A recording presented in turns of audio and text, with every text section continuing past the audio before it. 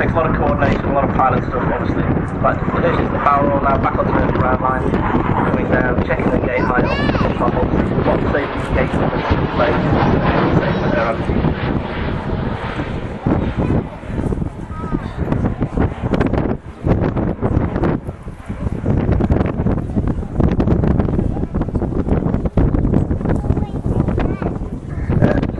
It looks like we're coming into a bit of a slower pass, and this is probably, perhaps, I'm not sure whether this is the gear down one, but we're calling in a moment.